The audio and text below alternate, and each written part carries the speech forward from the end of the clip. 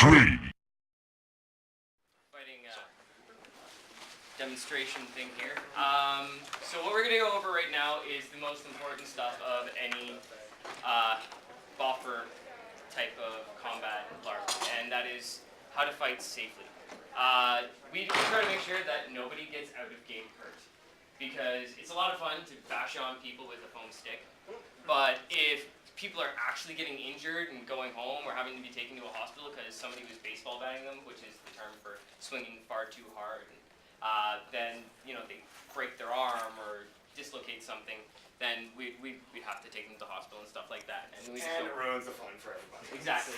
Nothing breaks game atmosphere like an ambulance rolling up. No, please go on in. Okay, so this, I'm going to give you a quick rundown. This is a boffer weapon.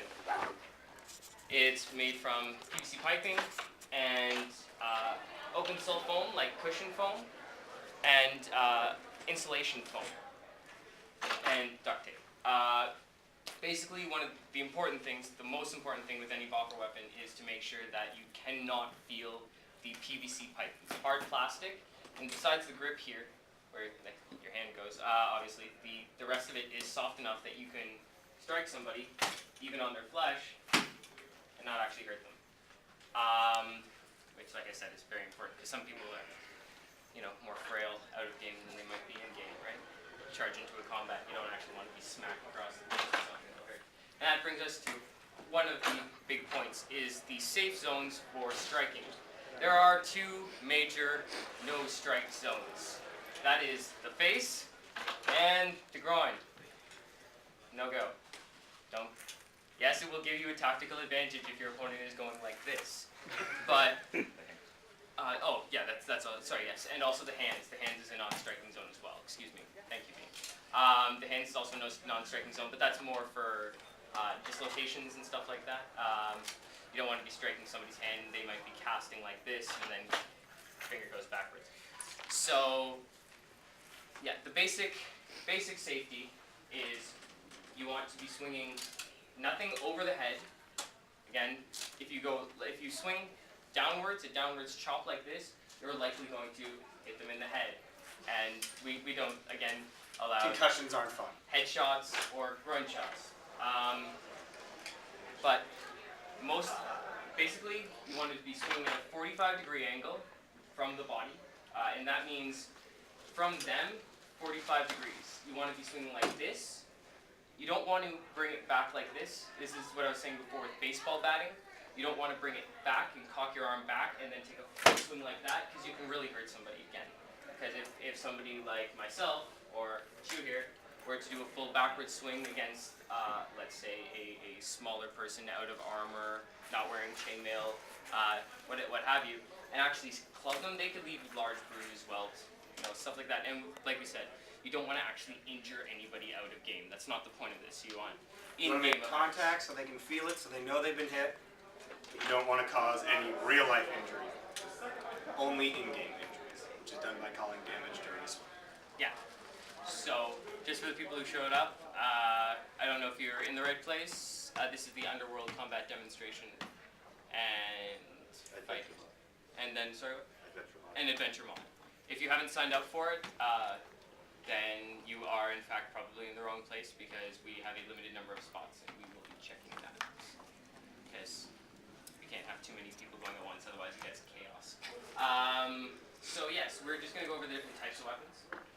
This is obviously an axe. With an axe, the legal striking surface is the blade here.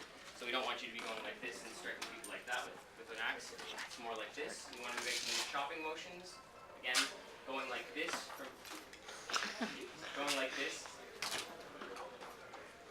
Okay. So you don't want to cock your arm too far back. You don't want to go for any of the non-legal vital areas. You want to make sure that the person feels it but doesn't get hurt, like we said. Okay. So we're going to,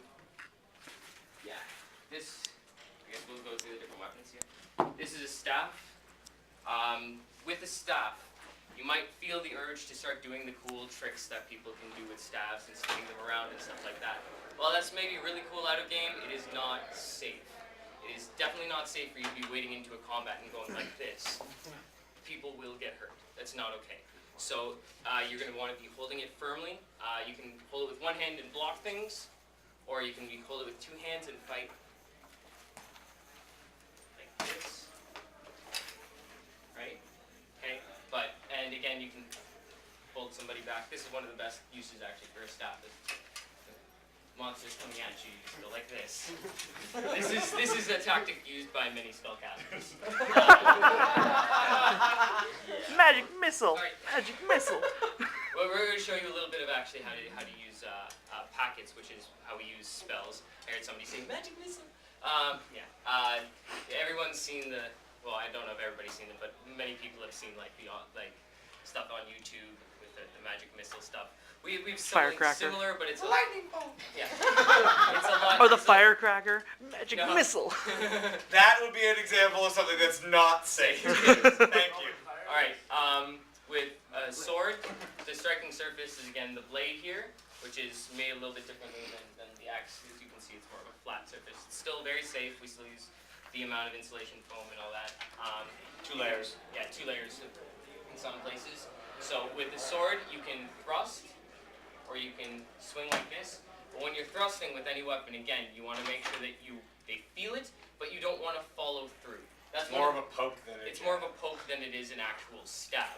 It's again, you don't want to follow through. You don't want to aim. If you would actually be fighting somebody with a weapon in real life, let's say, you would want to follow through your swing. So you want to actually be aiming for over here when you're hitting them. So it follows through. When you're offer fighting, you don't want to be doing that. You do not want to try and follow through. You want to aim for them specifically and just like that. Just do a tap. Let them feel it. But don't go whack. You don't, right?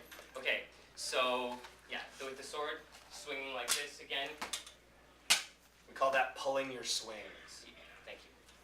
All right, so that is a sword. Let's go with a mace. This is a mace. Hammers are very similar. Pardon? That's amazing. Despite the rhyme, you're not supposed to hit me in the face with it. Yes, mace is in fact not okay. So with a mace, maces are not thrusting weapons. You don't jab somebody with a mace. You're only going to be using swings. So you're going to be going like this with the mace. They work usually really well with shields.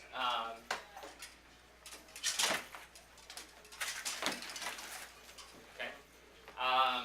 And finally with the one-handed weapons, well I went over the staff already actually, but this is a one-handed spear, which is similar to the spear that he has here. This is not a swingable weapon. You do not want to be swinging with this because there's too much core showing through, right? This is more of a stabbing weapon. So you're only wanting to be doing a thrust with these, and again, remember to pull your swings. You're not going to try and follow through him and actually skewer him.